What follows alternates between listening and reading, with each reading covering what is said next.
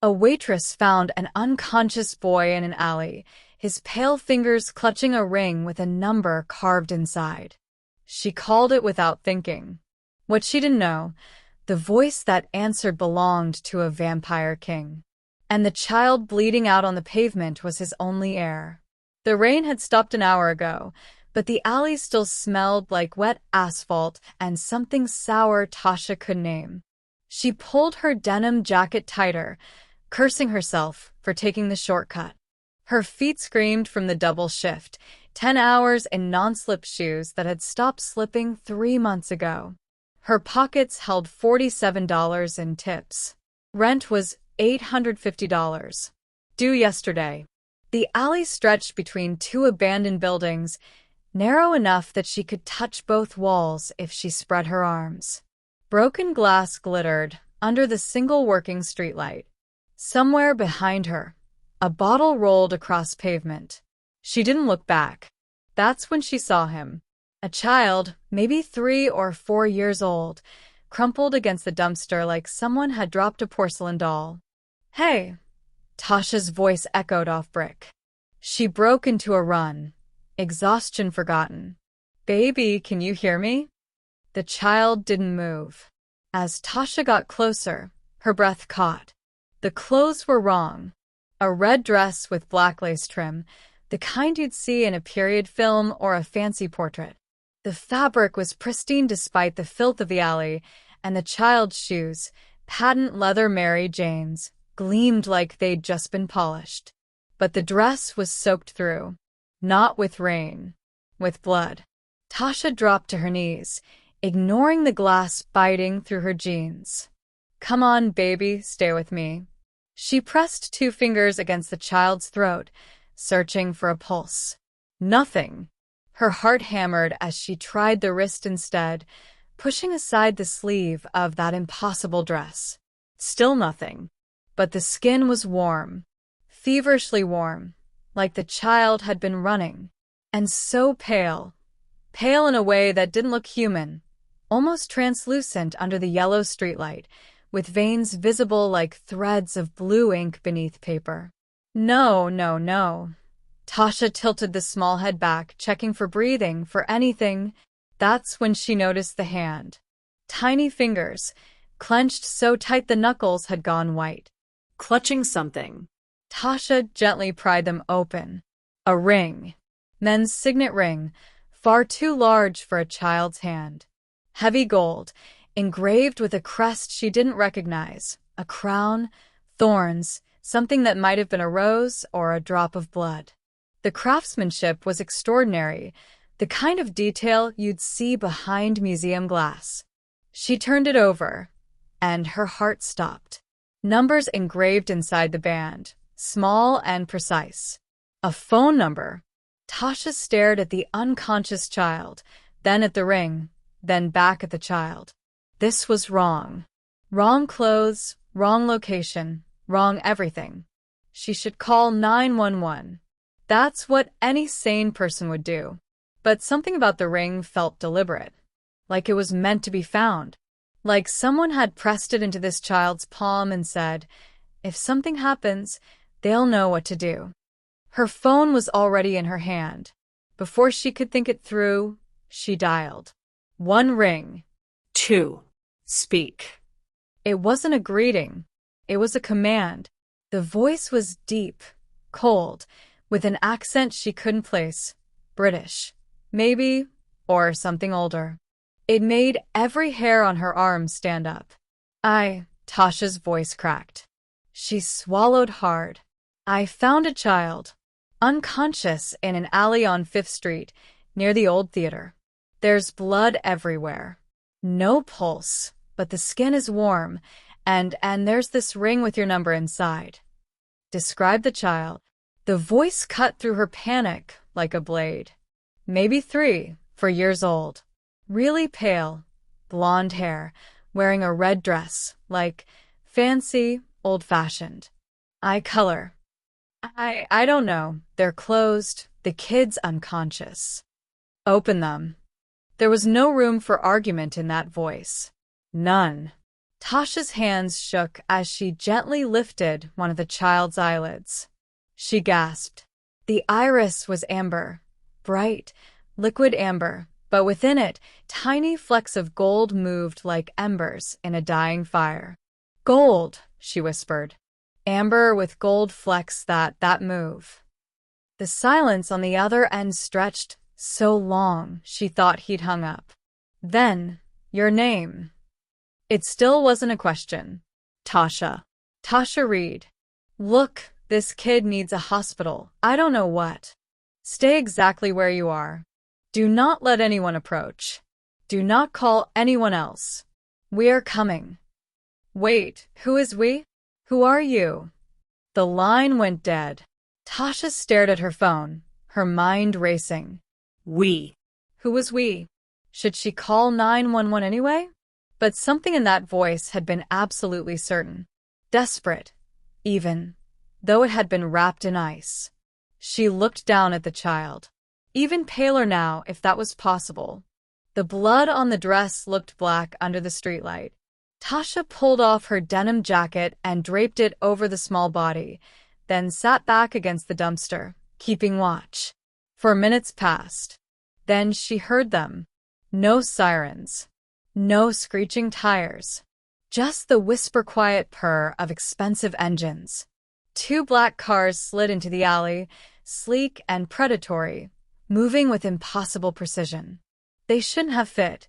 The alley was barely wide enough for a person, but they glided forward like shadows, stopping inches from where Tasha sat. The doors opened in perfect synchronization. 5 figures stepped out, all in long black coats that gleamed like oil in the dim light. They moved with a grace that made Tasha's breath catch, fluid, silent, predatory. No uniforms, but the way they moved screamed military. The tallest one approached first. In the shadow of his hood, Tasha caught a glimpse of sharp cheekbones, pale skin, and eyes that reflected the streetlight wrong. Too bright. Like a cat's. You called the king, he said, his voice respectful, but wary as he knelt beside the child. His hands moved over the small body with practiced efficiency, checking vitals, examining wounds Tasha hadn't even noticed. When his fingers brushed the ring still resting in Tasha's palm, he inhaled sharply. Step back, please. Is the kid okay? Tasha didn't move. What's wrong with? The man's head snapped toward her. For one terrible second, she saw his eyes clearly. They were ice blue, pale, almost colorless, and they glowed faintly in the dark. You found Prince Dorian alive, he said quietly. That's all that matters. He gestured, and 2 others moved forward with a stretcher that looked more like something from a hospital, all padding and buckles. But you contacted King Orion directly. He will want to speak with you. Prince. The word came out as a squeak. Prince of what? The man stood, and Tasha suddenly realized how tall he was. Over 6.5 feet, easily. That's not my question to answer. His glowing eyes studied her with an intensity that made her want to shrink back. But you saved the heir's life tonight, Miss Reed. He paused. Whether that's a blessing or a curse for you remains to be seen.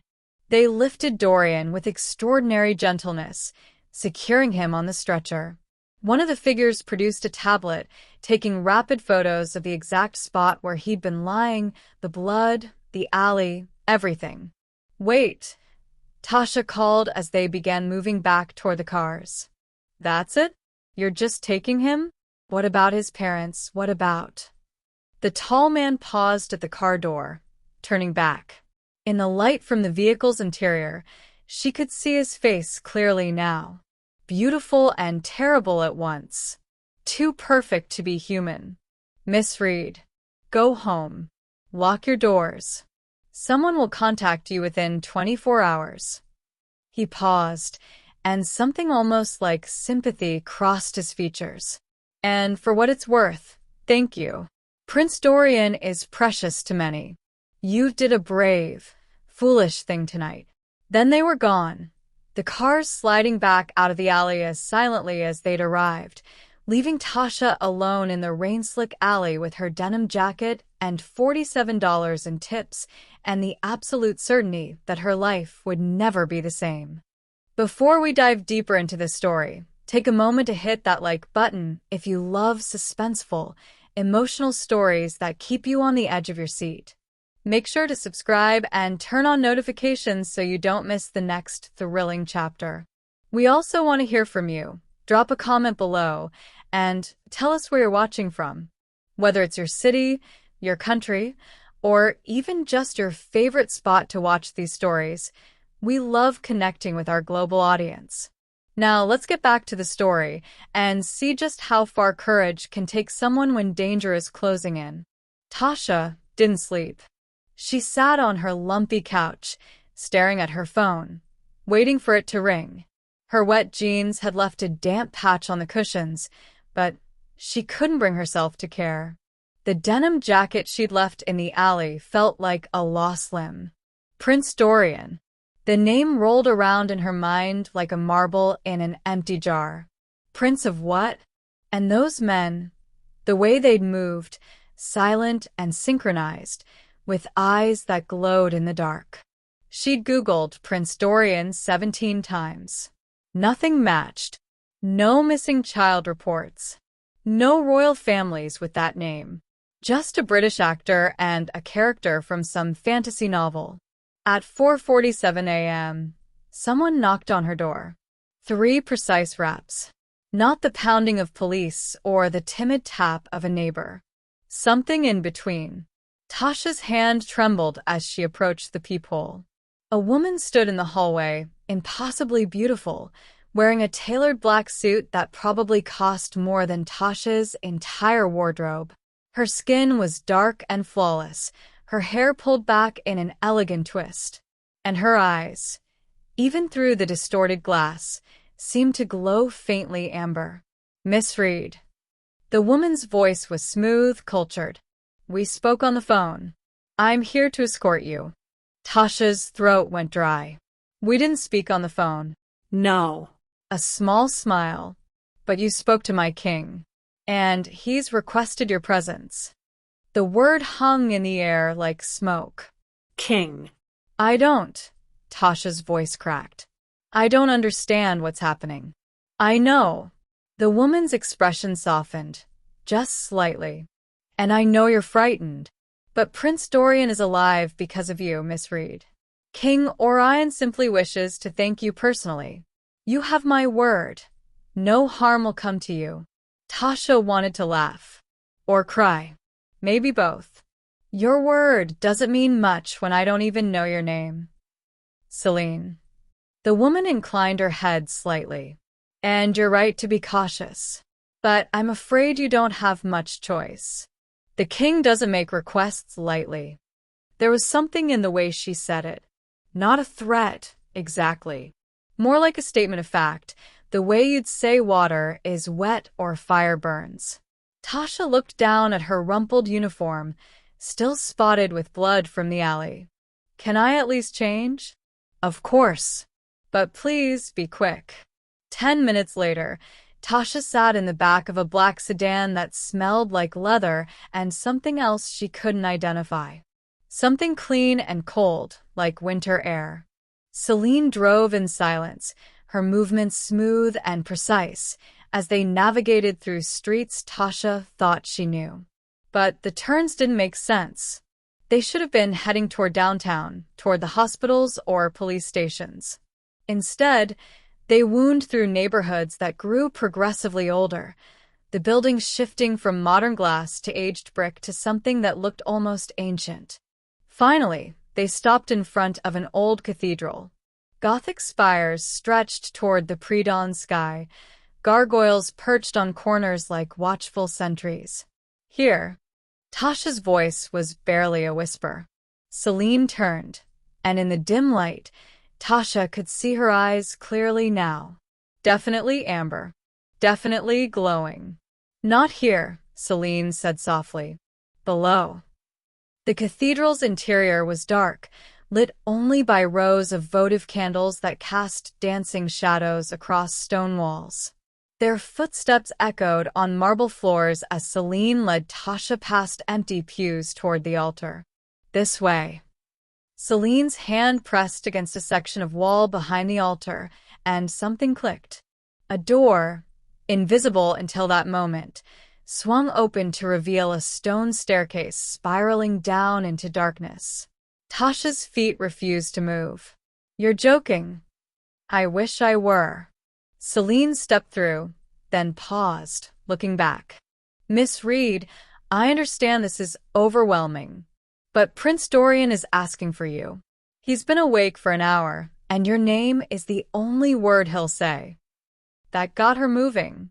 The staircase seemed endless. Down and down, the air growing cooler with each step, the stone walls pressing closer.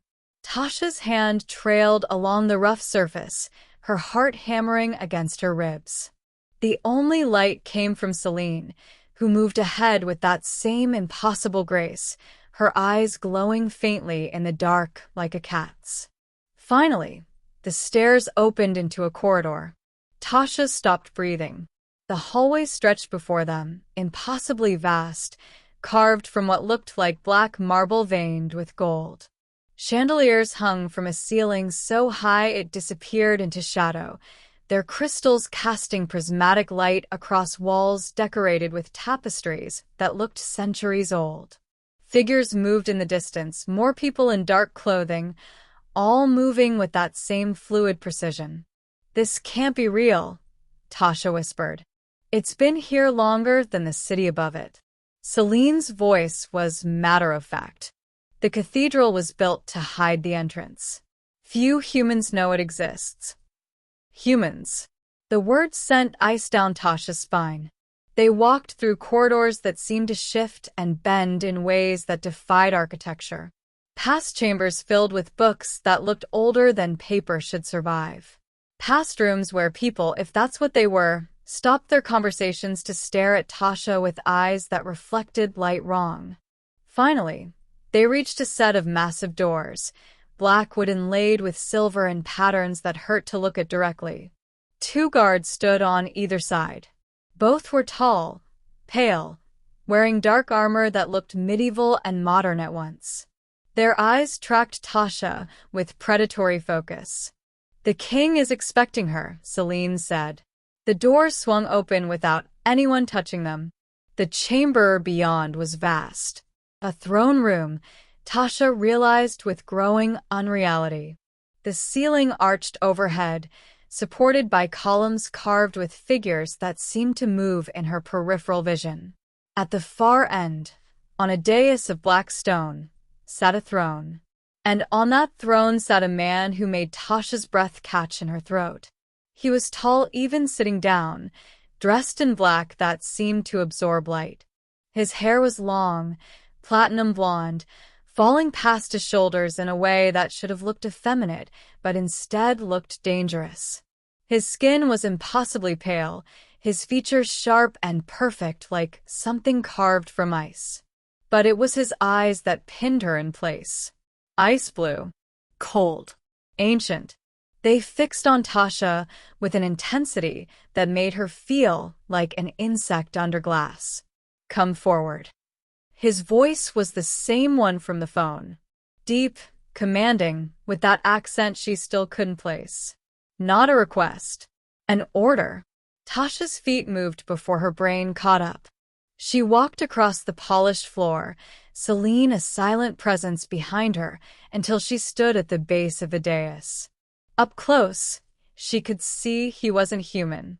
No human had skin that pale, that perfect. No human had eyes that cold. "You found my son." It wasn't a question. "Yes." Tasha's voice came out steadier than she felt. "Is he okay?" Something flickered across Orion's face. Surprise, maybe. "He lives. Because of you." "I just called the number. Anyone would have." No. The word cut through the air like a blade. "Anyone would have called emergency services. You called me." His eyes narrowed. Why? Tasha swallowed hard. The ring. It felt deliberate. Like it was meant to be there. Like someone wanted it found. Orion stood, and Tasha had to fight the urge to step back. He was easily 6.5 feet tall, moving with that same predatory grace as everyone else in this impossible place. He descended the dais step slowly, each footfall echoing in the vast chamber. You touched the ring, he said quietly. The royal crest.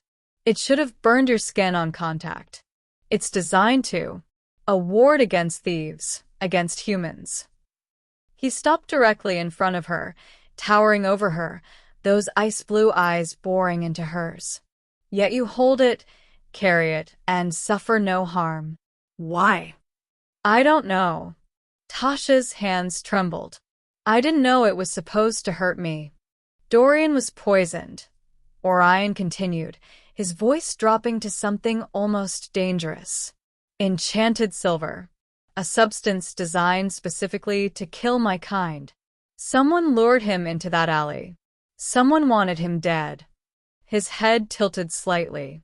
And you just happened to be there. You just happened to find him. You just happened to call me. The accusation in his tone was clear.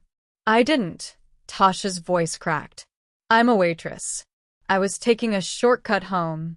I don't know anything about any of this. A waitress. Orion's expression didn't change. With a name I've heard before. Tasha's blood ran cold. What? Reed. The way he said it made it sound like a curse. Tell me, Miss Reed, what do you know about your family? Before Tasha could answer, the chamber doors burst open. A small figure in white pajamas ran across the polished floor, bare feet slapping against stone. Prince Dorian, looking impossibly fragile and impossibly alive, his blonde hair disheveled and his amber eyes wide. Stop.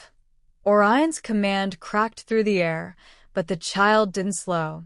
Dorian crashed into Tasha's legs, small arms wrapping around her waist with desperate strength. His face pressed against her stomach, and she could feel him trembling. You came back, he whispered, his voice muffled by her shirt. You came back. Tasha's hands hovered over the child's head, uncertain. Hey, it's okay. You're safe now. I knew you would. Dorian looked up at her, those strange amber eyes swimming with tears.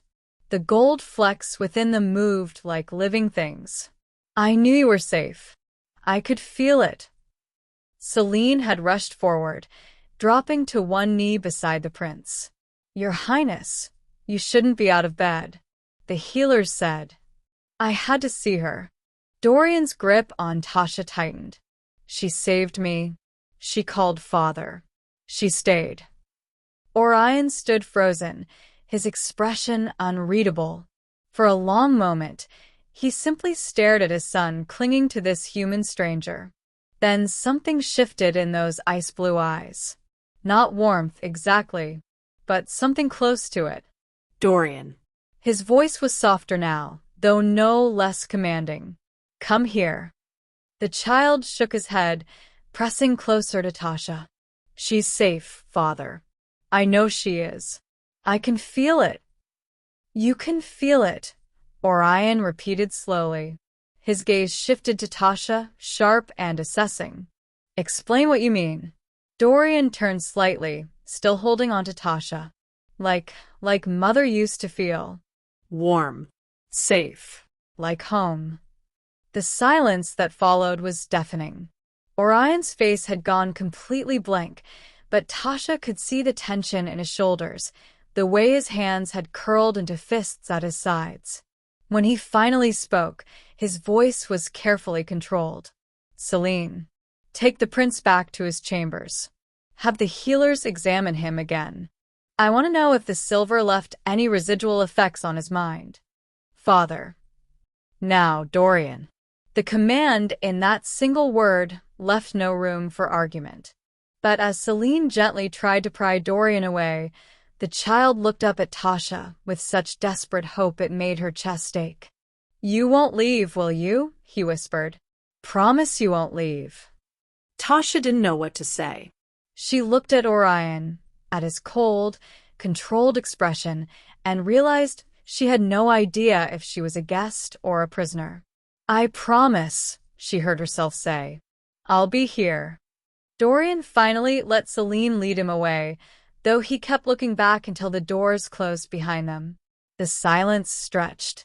Tasha stood alone on the polished floor, acutely aware of Orion's eyes on her, of the guards at the doors, of how far underground she was, how impossible this all seemed. "My son," Orion said quietly, "does not trust easily. He's been taught not to." He's the heir to a throne that many would see empty. He took a step closer. Yet he ran to you, a human stranger. He claims he can feel your emotions. I don't understand. Neither do I. Orion's jaw tightened. "Which is why you will remain in the castle, under guard, for your protection." The words sounded reasonable, but Tasha heard the unspoken truth beneath them. She wasn't just being protected. She was being watched. "I have a job," she said, hating how weak her voice sounded. "I have rent due. I can't just." "Your rent will be paid. Your employer will be informed you're dealing with a family emergency." Orion turned away, moving back toward his throne. "You saved my son's life, Miss Reed. For that, you have my gratitude. But until I understand why you were in that alley, why the crest didn't burn you, and why my son has formed an attachment to you," he paused, looking back over his shoulder, "you will remain where I can see you. So, I'm a prisoner. You're a guest." His tone made it clear there was no difference. "Celine will show you to your quarters. You'll have everything you need, except my freedom." Something that might have been respect flickered in those cold eyes. Except that. They let her go back to the surface 3 days later.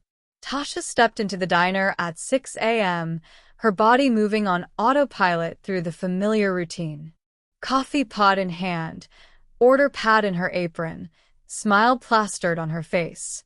Normal. She needed normal. But nothing felt normal anymore. She'd spent 3 days in a palace underground, in a room that was larger than her entire apartment, with marble floors and a bed that felt like sleeping on a cloud. She'd eaten food she couldn't pronounce, served by silent attendants who never quite met her eyes.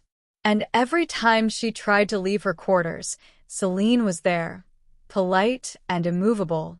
"Family emergency," her manager had said when she walked in, giving her a sympathetic look. "Hope everything's okay now." "Yeah," Tasha lied. "All good." But it wasn't good. She could feel eyes on her throughout her shift. Not the usual customer glances, but something else. Something that made the hair on her neck stand up. At the counter, a man in a gray hoodie sat nursing a coffee he never drank. His hands were pale, scarred. And when Tasha brought him his check, he left something behind. A silver coin. It was small, unremarkable, except for the symbol etched into its surface. The same crest from Dorian's ring, but inverted. The crown upside down. The thorns bleeding. Tasha's hand froze over it. When she looked up, the man was gone. Her phone buzzed in her apron. Unknown number. "Don't touch it. We're coming. Orion." Tasha stepped back from the coin, her heart racing. Through the diner window, she saw the man in the gray hoodie standing across the street, watching her. He smiled. Then he mouthed 2 words. "They know." Tasha's phone buzzed again, insistent. She grabbed it with shaking hands, ducking into the back hallway by the kitchen. "Hello. Where is the coin?" Orion's voice was sharp, urgent in a way she hadn't heard before. "Tell me you didn't touch it." "No, I didn't. It's on the counter. The guy just left it." "Listen to me very carefully." The command in his voice cut through her panic. That coin is a tracker. Enchanted silver, keyed to your location. They've marked you. Marked me? Who? The hunters. The ones who poisoned my son. A pause, filled with something that might have been rage. They know you're connected to us now. They're coming for you. Tasha's blood ran cold. Coming for me? I'm at work. There are people here. They won't care. Get out. Now. Go to the back exit. My people are 3 minutes away. Orion. The condensation on the back window caught her eye. Someone had written in it, the letters dripping slowly down the glass. They know. Oh God. Tasha's voice cracked. There's a message on the window. 3 minutes, Orion repeated, his voice tight. Can you survive 3 minutes? The back door's deadbolt clicked. Tasha hadn't touched it. It just clicked. Unlocked. They're here, she whispered. The phone went dead in her hand. The door swung open slowly, revealing the fire escape beyond. A figure stood there, backlit by the morning sun. Not the man in the gray hoodie. Someone else. Taller, broader, wearing dark tactical gear that looked military. Tasha Reed. The voice was flat, emotionless. You need to come with us. Like hell. She ran. Back through the hallway, toward the kitchen. Her manager looked up from the prep station, confused. Tasha, what? Call 911, Tasha shouted, bursting through the swinging door into the dining area. The diner had emptied. Completely. Every customer gone, chairs pushed back like people had left in a hurry. The front door stood open, the little bell still swinging. Except for one person. The man in the gray hoodie sat at the counter, the silver coin spinning slowly on the formica surface between his scarred fingers. You should have stayed underground, he said conversationally. Would have been safer. For everyone. Tasha's hand closed around the coffee pot she'd left on the warmer. Who are you? Someone who knows what you are. He stood, and she saw the knife at his belt. Not steel. Silver. With the same inverted crest. Someone who knows what you're hiding.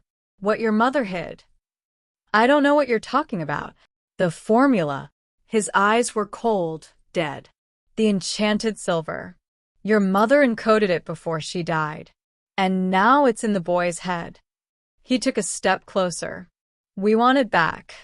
Glass shattered behind her.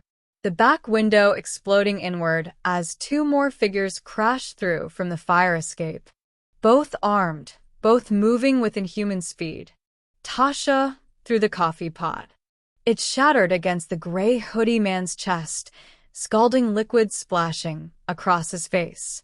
He screamed, stumbling back, and Tasha ran for the front door. A hand caught her arm, yanking her back with brutal strength. One of the men from the fire escape, his grip like iron, his eyes flat and professional as he twisted her around. Don't make this harder than it needs to be. Tasha's hand shot out, grabbing the silver coin from the counter. It burned her palm, searing like she'd grabbed a hot coal, but she held on.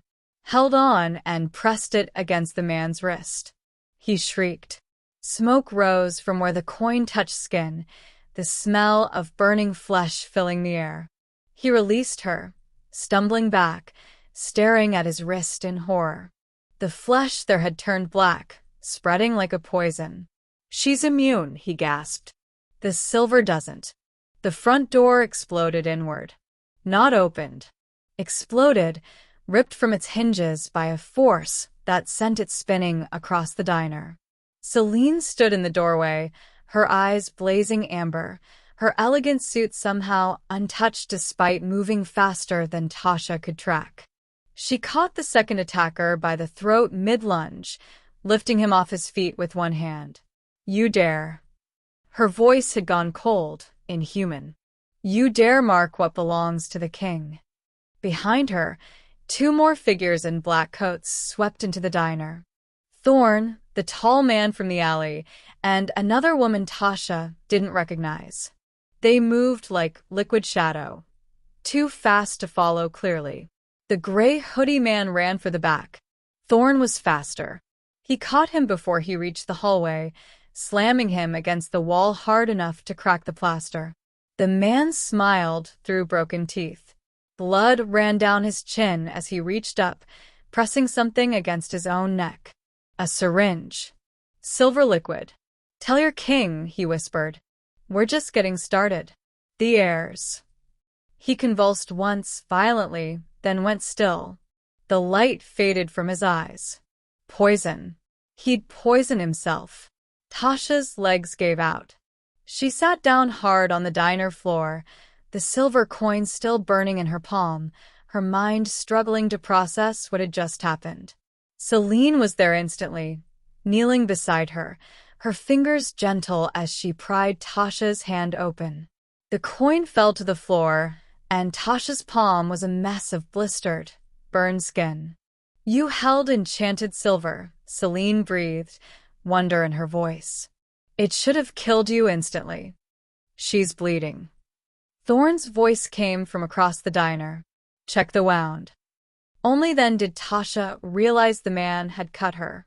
A shallow slice across her forearm, barely noticeable amid the chaos. But the blood that welled up looked wrong. Too dark. And where it touched the floor, it sizzled. "Get her to the king," Thorn commanded. Now. The car didn't take normal roads. Tasha knew the city. She'd lived here her whole life, walked every neighborhood, taken every bus route. But the roads Celine drove now didn't exist on any map Tasha had ever seen.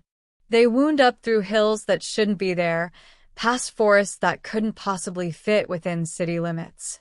The trees grew denser, older, their branches forming a canopy that blocked out the sun. And the road itself seemed to shift, like it was deciding where to go rather than following any planned route. "Where are we?" Tasha's voice sounded small in the leather interior. "Between," Celine answered, her eyes fixed on the impossible road ahead. "The castle exists in a space between the human world and ours. The roads know how to find it. You just have to know how to ask." Tasha's burned palm throbbed. Celine had wrapped it in something. Not gauze, but a fabric that felt cool and seemed to pulse with its own faint light. The pain had dulled to a manageable ache, and the blistered skin was already starting to heal in ways that seemed too fast. He felt them coming. A small voice said from beside her. Tasha jumped. She hadn't realized Dorian was in the car, tucked into the corner of the back seat in his white pajamas, those amber eyes fixed on her with unsettling intensity. "What?" "The hunters." Dorian's voice was matter-of-fact, like he was discussing the weather. "I felt them at the diner. Felt them hurting you. That's why Father sent Celine early." "Dorian," Celine's voice held a warning. "The king said not to speak of it yet, but she should know." The child leaned forward. I could feel her fear. All the way across the city, through Father's wards. I could feel it. Tasha stared at him. That's not possible." "I know," Dorian said simply. "Father says it's not possible either. But I felt it anyway." The castle rose from the forest like something from a nightmare. Black stone, impossible towers, windows that glowed with amber light. Gothic architecture that predated the city by centuries, maybe millennia. And it was full of vampires. Tasha could see them now, moving through corridors and courtyards with that same predatory grace. Dozens of them. Maybe hundreds. All of them stopping to stare as Celine escorted her through massive doors into an entrance hall that could have swallowed her apartment building whole. "The court has been summoned," Celine said quietly. "You'll need to appear before them. Like this." Tasha looked down at her diner uniform, still stained with coffee and spotted with her own blood. "There's no time to change.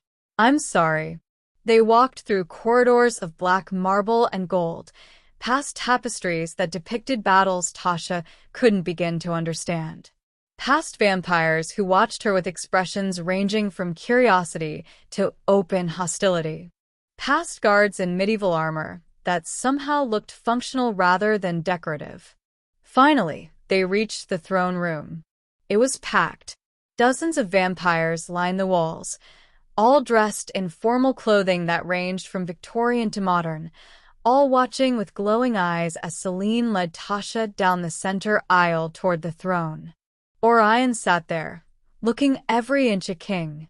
His platinum hair was pulled back, his black clothing immaculate, his ice blue eyes fixed on Tasha with an expression she couldn't read.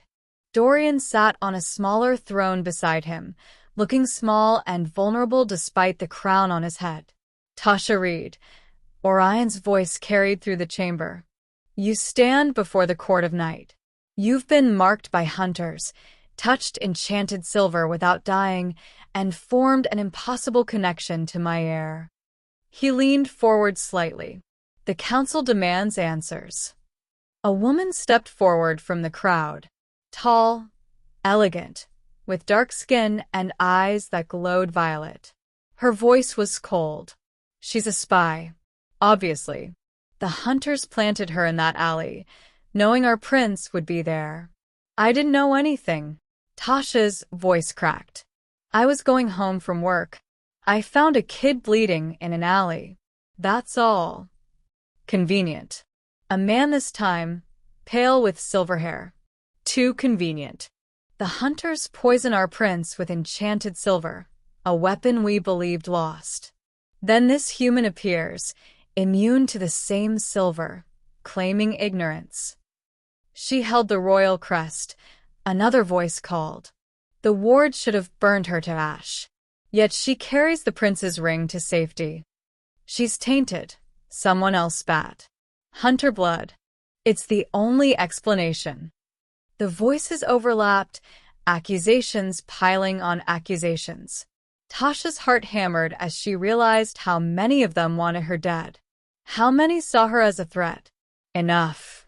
Orion's voice cut through the chaos like a blade. Silence fell instantly. Before we pass judgment, there's something the court should know. He looked at Dorian. Tell them what you told me. Dorian stood, small and pale but steady. I felt the attack, he said, his child's voice somehow carrying through the vast chamber. I felt her fear, her pain. I felt the hunters hurting her. Murmurs rippled through the crowd. Your Majesty, the violet-eyed woman said carefully. Prince Dorian was here, in the castle, behind your wards. The diner is across the city. To sense emotions at that distance, through those protections.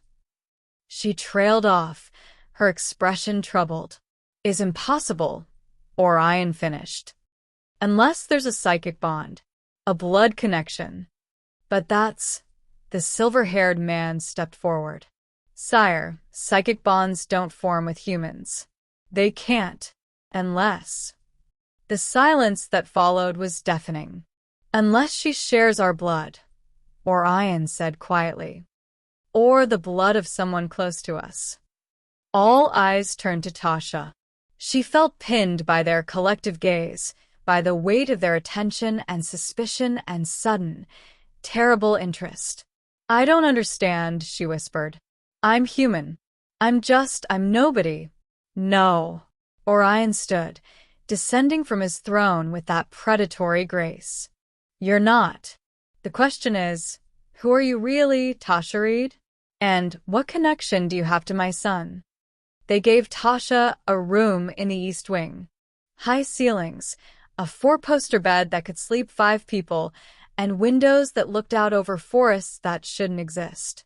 A prison dressed up as luxury. She couldn't sleep. Every time she closed her eyes, she saw the hunter's dead smile, felt the silver burning her palm, heard the accusations echoing through the throne room. Hunter blood. Spy. Tainted. At 2 a.m., a section of the wall opened. Tasha sat up, her heart racing, as a small figure slipped through the gap. Dorian, still in his white pajamas, his bare feet silent on the marble floor. "You shouldn't be here," Tasha whispered, though she didn't know why she was whispering. "If someone finds you, they won't. I know all the secret ways." Dorian climbed onto the bed beside her, his small face serious. "I need to tell you something. Something I didn't tell Father." Tasha pulled the blanket around them both. Despite everything, despite the impossibility of this child, he was still just a scared kid. "What is it?" The alley. "Where you found me." His amber eyes caught the moonlight, those gold flecks swirling. "I didn't get lost. Someone called me. On my private phone, the one only Father and Thorn have the number to." Ice formed in Tasha's stomach. "Who?" "I don't know. A woman," she said. He swallowed hard. "She said she had information about my mother, about where she was buried. Father won't tell me where she's buried. He won't talk about her at all." "Oh, Dorian." "So, I went. I snuck out through the passages. I followed her instructions to the alley." His voice dropped to barely a whisper. "But when I got there, there was no woman. Just men with silver knives. And then everything went dark, and I woke up with you holding me." Tasha's arms tightened around him. "You have to tell your father.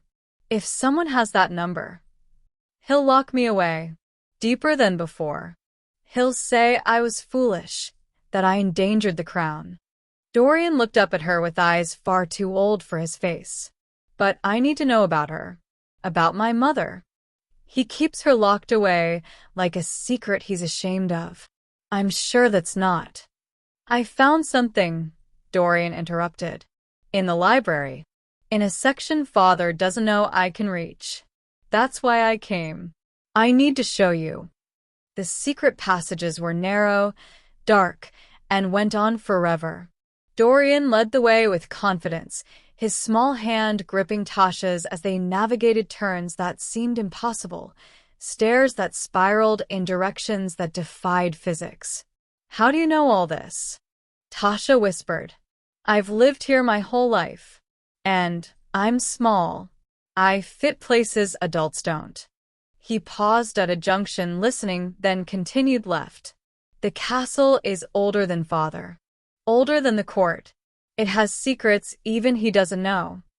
They emerged behind a bookshelf in a library that made Tasha's breath catch. Endless shelves stretching up into darkness, filled with books that looked ancient, bound in leather and materials she couldn't identify. The air smelled like old paper and something else, something that made her skin prickle. Dorian pulled her deeper, past rows of books in languages she didn't recognize, until they reached a section cordoned off by a velvet rope. A small sign read, "Royal Archives. Restricted access." Here. Dorian ducked under the rope, pulling Tasha with him. "I found it last month. I've been reading everything I can about her." He led her to a reading table where several leather journals lay open. Dorian picked up one, handling it with careful reverence, and opened to a page marked with ribbon. "Look." It was a photograph, old but preserved perfectly. Two women, both in their 20s, standing in front of an ornate gate. They had their arms around each other, smiling at the camera with identical expressions of joy. Tasha's world tilted. One of the women had pale skin, platinum blonde hair, and amber eyes with gold flecks. Beautiful, ethereal, inhuman. The other woman was black, with warm brown skin and a bright smile. The other woman was Tasha's mother. "No." The word came out strangled. That can't be. "Her name was Alara," Dorian said softly, pointing to the blonde woman. "My mother. And this," he pointed to the other woman. "The journal says her name was Maya. Alara's sister." "Sister?" Tasha's hands trembled as she took the journal. "They can't be sisters. They're completely different." "Half-sisters," Dorian corrected. "Same mother, different fathers. The journal says their mother was human. A hunter." He turned the page. This is their house crest. The symbol on the page made Tasha's blood run cold. The inverted crown, the bleeding thorns. The same mark the hunter had worn. The same symbol on the silver coin. House Reed, Dorian read. One of the oldest hunter families. They specialized in Dorian. The voice came from the shadows between the shelves. Cold, controlled, furious. Orion stepped into the light, Thorn and 2 guards behind him. His ice-blue eyes blazed with something Tasha had never seen before. Not just anger. Betrayal. Step away from her, he said quietly. Now. Dorian moved closer to Tasha instead. Father, I can explain. You brought her to the Royal Archives. You showed her restricted materials. Orion's voice never rose, but the temperature in the library seemed to drop. You revealed family secrets to a woman we know nothing about. But I do know about her. Dorian's voice cracked. She's Mother's niece. She's family. She's a Reed. Orion's eyes fixed on Tasha, and she saw the terrible truth in them. Recognition. He'd known. Or suspected. The same family that killed your mother. The same family that's been hunting us for generations. Tasha couldn't breathe. Couldn't think. Her mother's face smiled up at her from the photograph, young and happy and alive, standing next to a vampire princess. I didn't know, she whispered. My mother never. She never told me. Of course she didn't. Orion moved closer, each step measured and predatory. Because she made a deal. Her life, in exchange for her silence. She disappeared, changed her name, raised you in ignorance. His jaw tightened. But the hunters found you anyway. They always do. Your Majesty. Thorn's voice was urgent. If she's Alara's blood, the psychic bond makes sense. The silver immunity, the connection to Prince Dorian, it makes her dangerous. Orion cut him off. He stood over Tasha now, close enough that she could see the pain beneath the rage in his eyes. It makes her the perfect weapon. Hunter blood and vampire blood, mixed in one human body. No wonder they want her. Tasha's legs gave out. She sank onto the chair, staring at the photograph, at her mother's smile. What did they do to my mother? She asked, her voice breaking. How did she die? The silence stretched too long. Finally, Orion spoke, and his voice was hollow. The same hunters who poisoned my son. They killed her 3 years ago, hunted her down and executed her for the crime of loving her sister. He turned away. For the crime of helping Alara hide something they wanted desperately to find. Orion dismissed everyone except Thorn. The guards left reluctantly, and even Dorian was escorted out by Celine, though he looked back at Tasha with those amber eyes full of fear and confusion. When they were alone, Orion sank into a chair across from Tasha. For the first time since she'd met him, he looked tired, ancient and tired. Alara was my mate, he said quietly. My queen. We met when she was investigating her mother's death, a human woman murdered by vampires who refused to accept a hunter in our world. He stared at the photograph. She was magnificent, brilliant. She saw the war between our kinds as pointless, wanted peace. We fell in love despite everything that should have kept us apart. Tasha's throat was tight. What happened? She got pregnant. Impossible, we thought. Vampire and human bloodlines don't usually mix. But Alara was half vampire herself, through her mother's blood. The pregnancy progressed normally until the 8th month. His hands clenched into fists. Then someone poisoned her. Enchanted silver. Introduced into her food by someone we trusted. Someone in this castle. Dorian said she died in childbirth. She did. The silver was designed to kill them both, mother and child. But Alara was stronger than they anticipated. She held on long enough for me to save our son. His voice cracked, just slightly. She died minutes after Dorian took his first breath. In my arms, begging me to protect him from her own family. Tasha's eyes burned. Her family, the Hunters. House Reed specifically.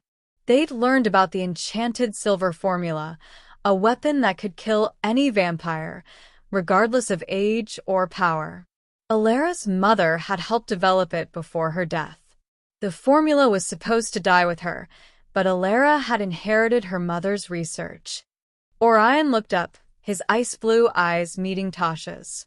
Before she died, Alara told me she'd hidden the formula somewhere safe. Somewhere even I couldn't find it, in case I was ever compromised. She made me promise to spare her sister, your mother, if Maya promised to disappear. You let her go. I did. I paid for her new identity, her apartment, everything. I gave her a life away from all this. His expression hardened. And I told her that if she ever contacted the Hunters, if she ever tried to reclaim what Alara hid, I would consider our bargain void. She kept her promise, Tasha said, her voice shaking. She never told me about any of it. About you, about Alara, about. She looked down at her hands. About what I am. Half hunter, quarter vampire, Thorne said from where he stood by the shelves. Enough vampire blood to resist enchanted silver. Enough hunter blood to handle it without dying. And enough of Alara's bloodline to form a psychic bond with her son. The pieces fell into place with horrible clarity. They don't want me, Tasha breathed. They want what my mother knew. What Alara hid. Yes. Orion's voice was flat. Your mother must have told you something before she died. A location, a phrase, a memory. Something that would lead them to the formula. That's why they marked you. Why they attacked at the diner instead of simply killing you. But she didn't tell me anything. She died in a car accident. Tasha stopped. It wasn't an accident, was it? No. Thorne's voice was gentle. Rogue hunters, working outside the main houses. They tortured her for information about the formula. When she wouldn't break, they staged the accident. He paused. We didn't learn about it until after. By then, you'd already been placed in foster care. We watched from a distance, made sure you were safe, but you left me there. Anger flared hot in Tasha's chest. You knew what I was, knew I was in danger, and you left me in the system. You were safer there than here. Orion's tone left no room for argument. Unknown. Unremarkable. As long as the Hunters didn't know Alara had a niece, you were just another human. Until I found Dorian. Until you found Dorian, Orion agreed. And now they know. Now they know exactly what you are, and they'll stop at nothing to take you. Tasha's mind raced. The hunter at the diner. He said the formula was encoded, that my mother hid it before she died. She looked up at Orion. He said it's in Dorian's head. The silence that followed was absolute. Thorne moved first, understanding dawning on his face. The lullaby. My God, Alara sang it to him every night. Before she died, she encoded the formula into a lullaby, Orion finished, his voice hollow, and sang it to our son until he memorized it, until it became part of his earliest memories. Which means they need Dorian alive, Tasha said slowly. Need him conscious, cooperative. Need to extract the memory without killing him. Need both of you. Orion stood, his expression shifting to something cold and calculating. You're the key to unlocking his memories. Alara's blood in both of you creates a connection they can exploit.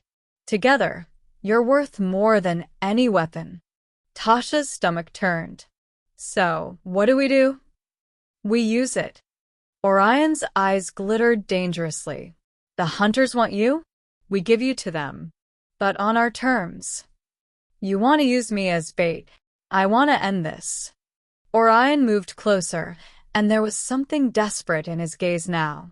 They have someone in my court. Someone who betrayed Alara, who poisoned her, who's been feeding the hunters information for years. I've suspected, but never had proof. He paused. But if we dangle the right bait, the traitor will reveal themselves trying to claim you. Tasha's hands trembled. And if something goes wrong, if they actually take me, they won't. The certainty in his voice was absolute. I failed to protect Alara. I won't fail to protect you. You don't even know me. No. But Dorian loves you, and that's enough. Orion extended his hand. Help me catch the people who killed your mother. Help me protect my son. And when this is over, I'll tell you everything. Every secret Alara kept, every truth your mother died protecting. Tasha looked at his hand. Pale, perfect, belonging to something that wasn't human. Belonging to someone who'd loved her aunt, who'd kept her mother alive as long as he could, who was now asking her to risk everything.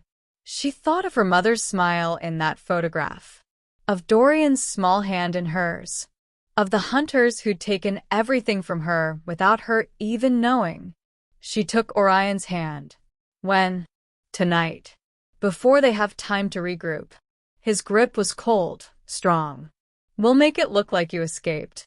Lead them to an abandoned warehouse in the Port District. My people will be everywhere, waiting. And the traitor?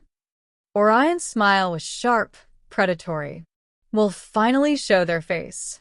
And when they do, his eyes blazed ice blue. I'll make sure they regret every betrayal. Chapter 8. The Courtyard Climax. The warehouse district smelled like rust and old oil.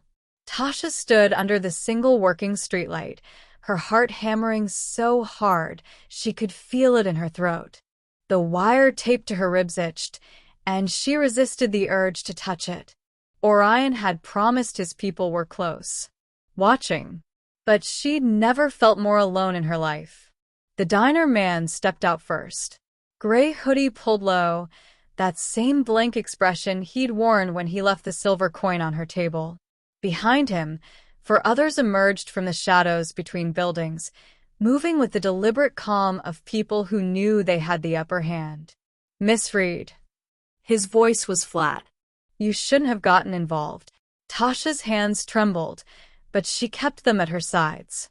The kid was dying. What was I supposed to do? Let nature take its course. He pulled something from his pocket, a knife that gleamed silver even in the dim light. You ruined months of planning, but you'll help us finish it. The others closed in, forming a loose circle. Tasha took a step back, her spine hitting the brick wall behind her. Then the vampires descended. They dropped from the rooftops like falling shadows, coats billowing, moving faster than her eyes could track. Thorn landed directly between Tasha and the diner man, his ice-blue eyes blazing. The fight erupted in a blur of violence, silver flashing, bodies moving with inhuman speed. The diner man lunged past Thorn, straight for Tasha, his knife aimed at her throat. A hand caught his wrist mid-strike. Orion appeared from nowhere, his long platinum hair streaming behind him like a banner. He caught the silver blade barehanded, his pale fingers wrapping around the metal. Smoke rose from his palm, the smell of burning flesh sharp in the air, but his expression never changed. You dare, Orion said, his voice cold enough to freeze blood. The diner man's eyes went wide. He jerked backward, twisting the knife free, and before anyone could stop him, he drove it into his own chest. He crumpled without a sound, dead before he hit the pavement. No! Thorn dropped beside the body, but it was too late. One of the surviving hunters, pinned against a dumpster by two vampires, started laughing, a broken, desperate sound. Doesn't matter. You're already too late. The target was never her. It's the heirs. Plural. Orion's head snapped up. Dorian. They moved as one, a blur of speed Tasha could barely process. Someone, Thorn, maybe, grabbed her arm and suddenly they were running, the world streaking past in impossible colors. When her feet touched ground again, they were at the castle entrance. Orion was already inside, shouting orders in a language Tasha didn't recognize. Vampires scattered in every direction, weapons drawn. Lady Vex appeared at the top of the grand staircase, her elegant gown torn at the shoulder. Blood. Red, human blood, streaking her dark skin. My king. General Cases has taken Prince Dorian to the eastern courtyard. He's called an assembly. He means to challenge your rule. The temperature in the hall seemed to drop 10 degrees. Orion didn't run. He walked, but each step radiated such fury that vampires pressed themselves against the walls to let him pass.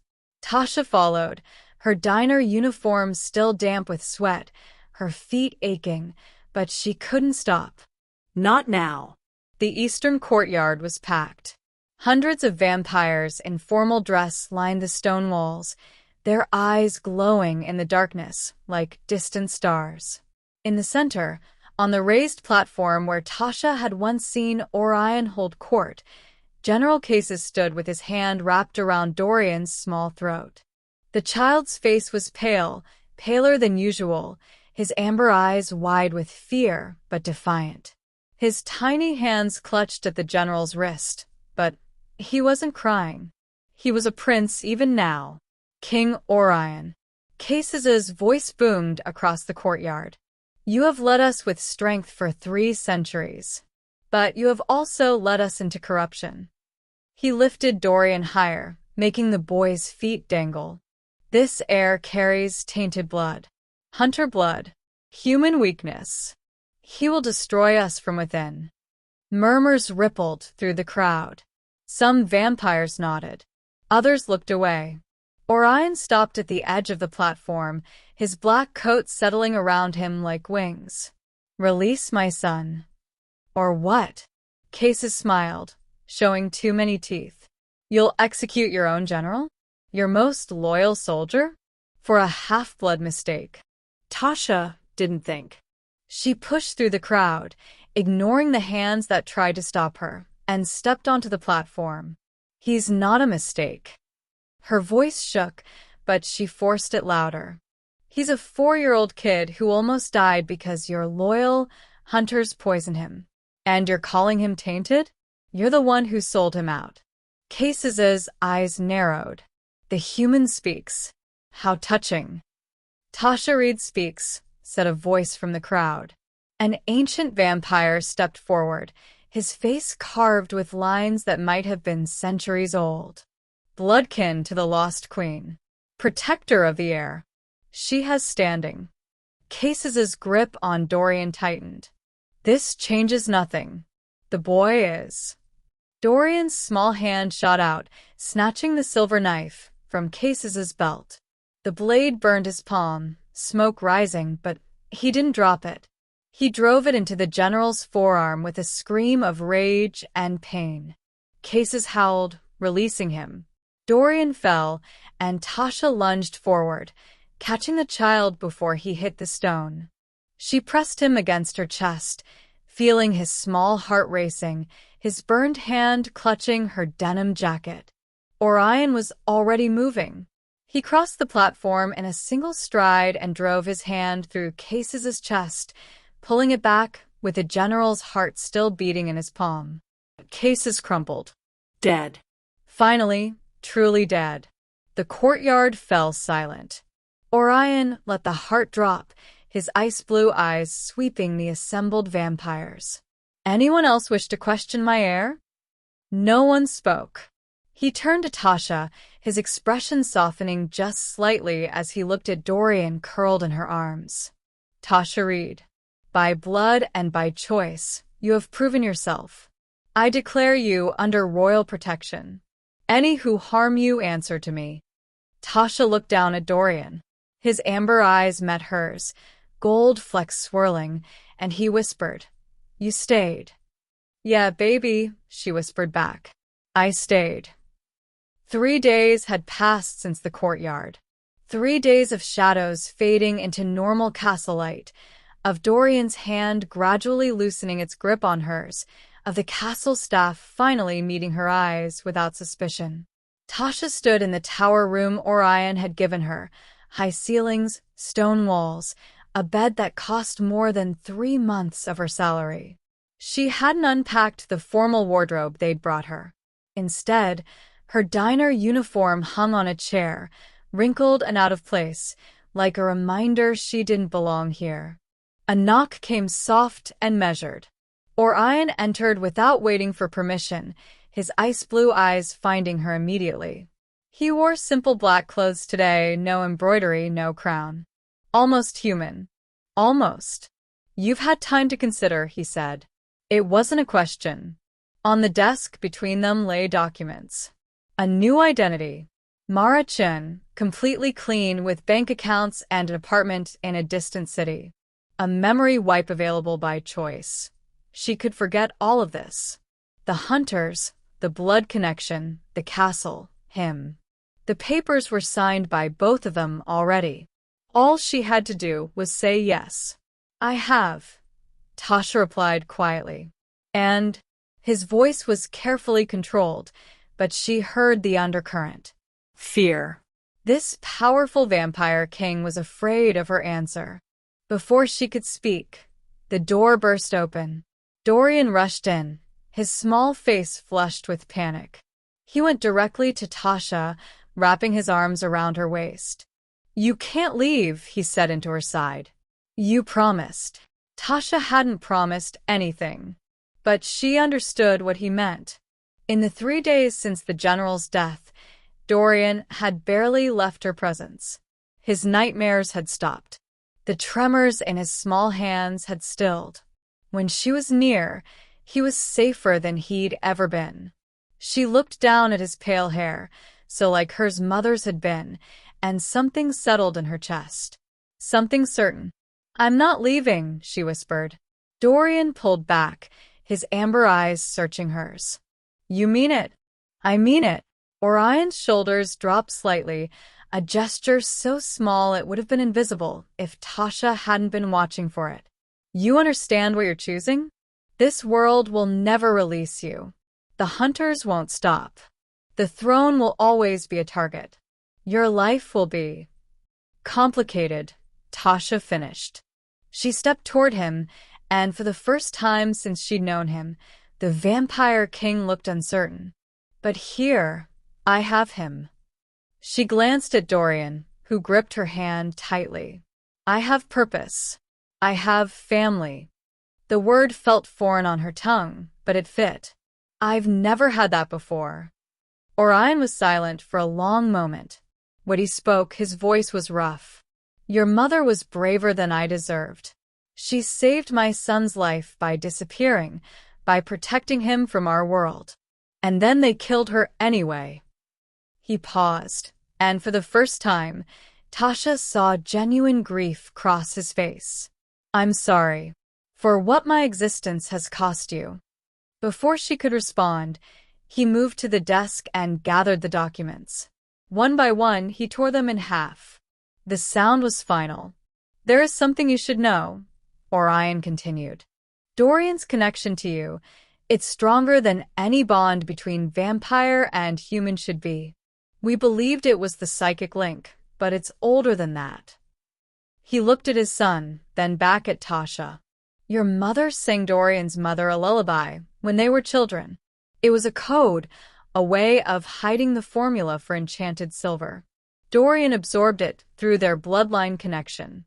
And you, he turned to Tasha fully. You carry her blood. Every time he's near you, he feels closer to his mother. You're not just a protector to him. You're a living echo of the family he lost. Tasha's breath caught. The lullaby. That's what the hunters wanted. Yes. And now you know where it is. That knowledge makes you powerful and dangerous in equal measure. Orion moved toward the door, then paused. Officially, you are no longer a guest under protection. You are the official guardian to the heir of the vampire court. Your authority is second only to mine. Anyone who questions your presence will answer to me. Tasha nodded, unable to find words. Come, Orion said, extending his hand to Dorian. The sun is rising. I believe Tasha has never seen it from the castle tower. The three of them climbed the spiral stairs in silence. At the top, the sky was already turning gold at the edges, purple fading to pink. The world below was sleeping, unaware that a waitress from a dimly lit alley now stood in a vampire castle, officially claimed, finally home. Dorian stood between them, one small hand in each of theirs. As the sun crested the horizon, it painted the stone gold, and for the first time in her life, Tasha understood what it meant to belong to something. Not a paycheck. Not survival. But this, a prince who needed her, a king who respected her choice, and a purpose that was entirely, undeniably hers. Tasha stood between them, one small hand in each of theirs. As the sun crested the horizon, it painted the stone gold, purple fading to pink. The world below was sleeping, unaware that a waitress from a dimly lit alley now stood in a vampire castle, officially claimed, finally home. Dorian stood between them, one small hand in each of theirs.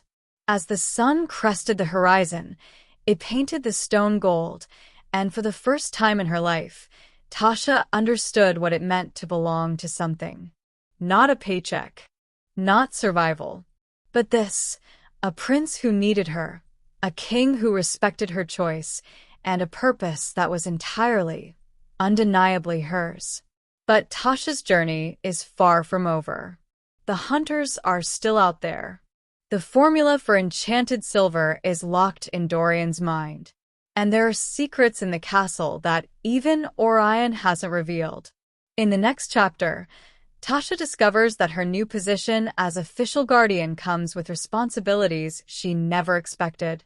A rival court challenges Orion's claim to the throne, and Dorian begins having visions of a threat that's not quite human and not quite vampire.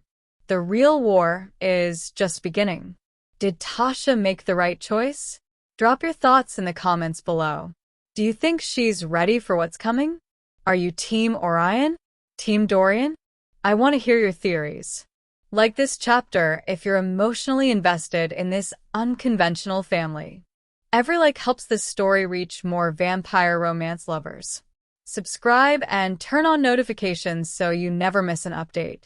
New chapters dropping weekly, and trust me, things are about to get dark. Comment your prediction. What do you think Tasha's biggest challenge will be as official guardian? What secret is Orion still keeping? Let me know in the comments. The best theories might influence where the story goes next. This tale of blood, belonging, and supernatural danger is just getting started. Tasha Reed has survived an alley. She's survived the vampire court. But can she survive what's hunting them all? Find out next chapter. Don't miss it.